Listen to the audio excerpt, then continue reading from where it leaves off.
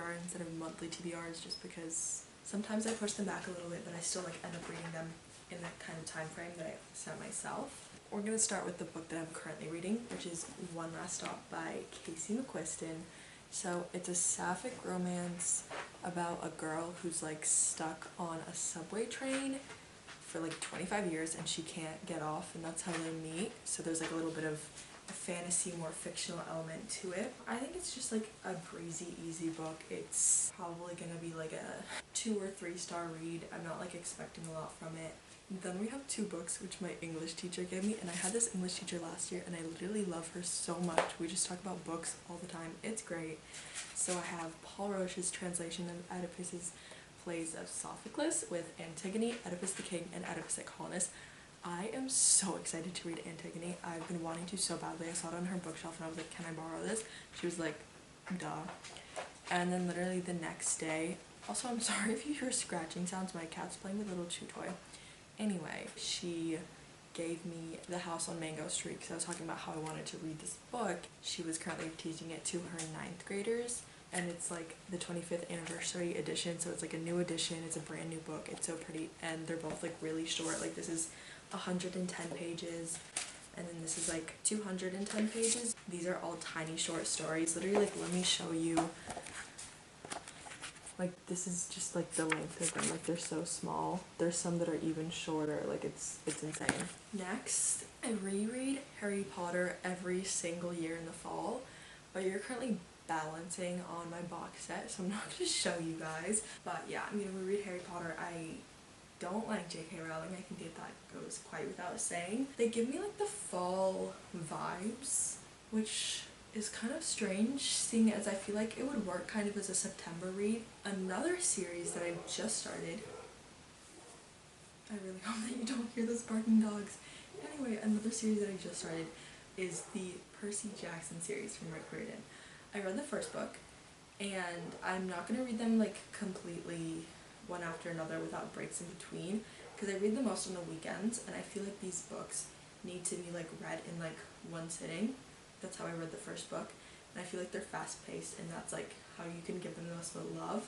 Whereas One Last Stop, I'm like reading it on the school days because it's just kind of like a pick-me-up book, because I don't get to read as much because of like school, friends, work, you know. I just have like the entire complete series in like one thing on my iPad. So I'm currently on page 400 something, but it's like the first chapter of the second book.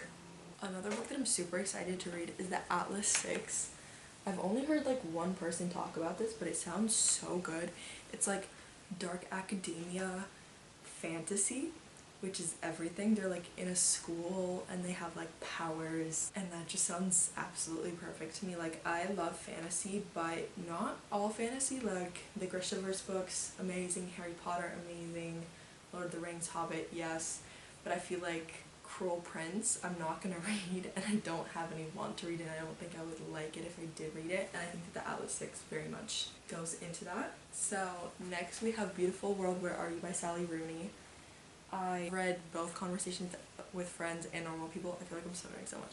I just finished Conversation with Friends. I read both of them in one sitting, so it's like a really quick read. I think Sally Rooney's endings to books are absolutely atrocious. If you don't know Sally Rooney books, they're all pretty much the same. It's like a sad girl, love interest, and then like it goes through their life. There's a lot of like communism and socialism like built into all the conversations, and it's definitely not just like pure romance. And honestly, her plot is like kind of random and all over the place always, but I would enjoy them.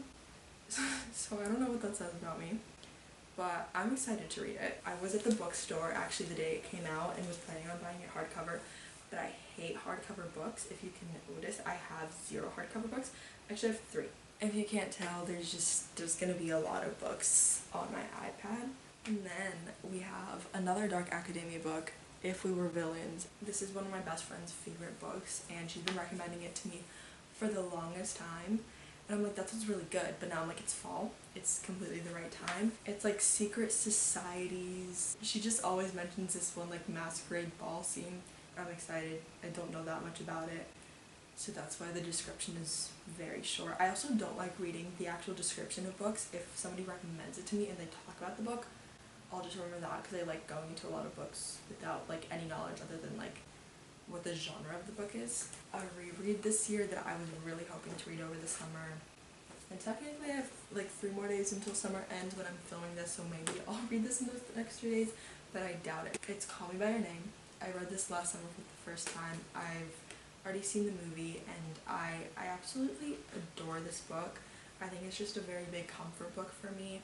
I also love Timothy Chalamet and I think he's a very perfect Elio, and I'm very excited for this. If you don't know what this book is, which I assume that most of you do, it's a story between this boy Elio, and every summer his family goes to Italy because that's where they're from. They normally live in New York, I believe. That they go to Italy over the summer, and his dad is a professor and they take like an intern for over the summer to like study with them because the intern, I believe he's like writing his thesis or whatever. Just a story of like their chemistry and how they get together, and like Elio growing up because Elio's 17, and like miscommunication, and like I love this book. I think it was an amazing book.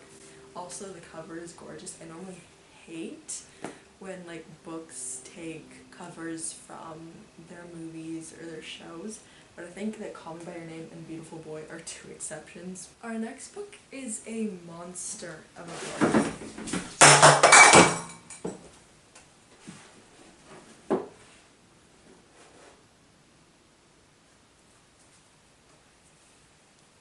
Everything's okay. We're good. Yeah, I really badly need to buy some bookends. Okay, so that's fun. Anyway, my next book is a monster of a book. 816 pages. And that is A Little Life. Now, I'm not going to recommend this book. It's literally a book that is just head to toe. It is just a content warning, trigger warning book. I think it sounds really good. We'll see if I get through it. It'll definitely take a very long time just because I'm definitely going to be having to take breaks in between reading it. I think I might vlog my reading process of it, literally just reading like the first 5 chapters. It is so beautiful. So it is On Earth We're Briefly Gorgeous by Ocean Vuong. So he's a poet, and you can really tell in his writing style. So this book, it's written as if it were a memoir, as a letter to his mom, but his mom is illiterate. It's fiction, so she's never going to read it. His entire life, like getting into his sexuality and growing up as an immigrant child in America. I think I will definitely cry a lot during this book. It's only 240 pages, so I definitely think that it's quite readable. Moving on to the top shelf, which is my beautiful classics. All of my classics are from Barnes & Nobles, but I do want to thrift like Shakespeare and different classics, but I have like different types of Barnes & Noble classics. So obviously I have these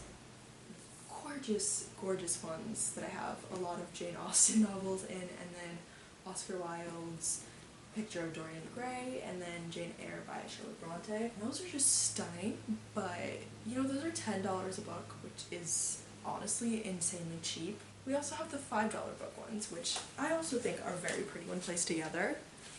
I just think they're very cohesive and they work together quite nicely, even if sometimes the covers are a little bit strange and questionable. So the one that I'm most excited about is The Essential Tales and Poems of Edgar Allan Poe. It is thick. It is thick, and the writing is tiny. But I'm so excited because Edgar Allan Poe's short stories are literally amazing. They're so beautiful. I've never read any of his poems, but I love his stories. I read like 5 of them, I think, in freshman year, and they were all amazing, and so I was like, I have to own this book. And then we have The Hunchback of Notre Dame by Victor Hugo, which is also a beast of a book. So I think Disney made a Hunchback of Notre Dame spin-off. Every single one of my friends who has ever met me is like, I feel like that would be your favorite Disney movie, and I've literally never watched it. I don't really know anything about The Hunchback of Notre Dame, but I'm so excited to read it just because of the sheer amount of people who have told me that that movie would probably be one of my favorite ever movies, even though it's literally a Disney cartoon. So I'm really excited. Now, to finish it off, I have 2 more books from my iPad. The Bell Jar by Sylvia Plath. That is the ugliest cover of the Bell Jar I've ever seen. ever, but I've only heard good things about it. I believe it's set in New York, and it's about like a woman living in New York, her wrath and angst and like annoyance at the world. If I'm wrong, please feel free to yell at me. I genuinely don't know completely what it's about. Just feel free to yell at me, it's whatever. And then last, but hopefully not least, is The Girl with the Dragon Tattoo. It just sounded really good in the moment. I could not tell you what it's about. Sorry if that's insanely unhelpful. It's unhelpful for me too. I just think it sounded really good at the moment, so I got it. And the cover looks gorgeous, and I very much do judge a book by its cover. I think that is every book that I'm hoping to read in fall. There's definitely gonna be some other books that aren't in this list, and then not all of these will probably be read. Thank you guys so much for watching this video. Also forgot, I do have a Goodreads, so follow me on Goodreads. Follow my Instagram if you don't have a Goodreads, because I do want to start posting book stuff on like my Instagram highlights. So I also have some reels. I don't do TikTok, but I have like 2 reels, and I think one of them is about books, so check that out. I'm gonna keep poking you until you do it. Go, go, go, go. Okay.